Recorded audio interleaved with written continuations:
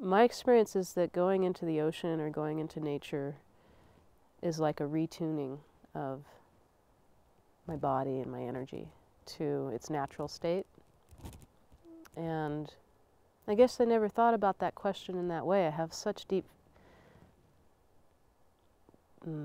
profound feelings of connection to the ocean and the way the water moves and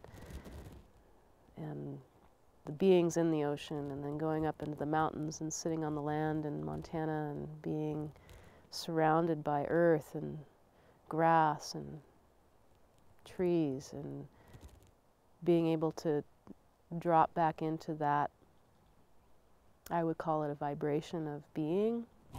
And I think that's our connection to nature, is our fundamental health and our fundamental resonance with the planet in our own bodies, that gets lost very easily.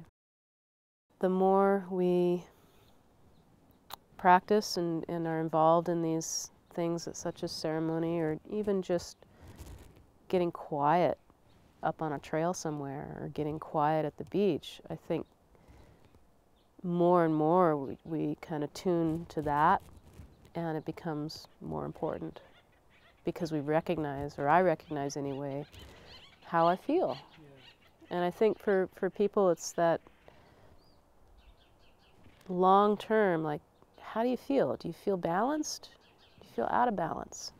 And to have the practice help to see, when we are out of balance, then being able to do the things that bring us back into balance. And being in nature is a huge thing. Being in ceremony is a huge thing for being in balance. And doing appropriate practice. Some days I don't do yang practice at all.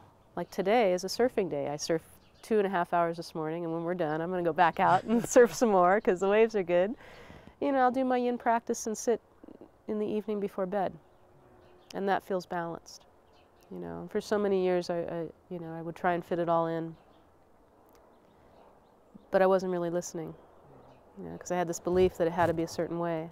And I think being here and being able to actually settle down and quiet down and listen, whether you're at the ocean or in the mountains, helps us to recognize what we need to do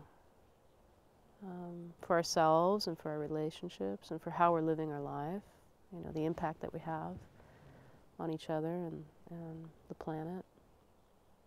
And I really think that it's for each of us to discern and figure out what that means individually.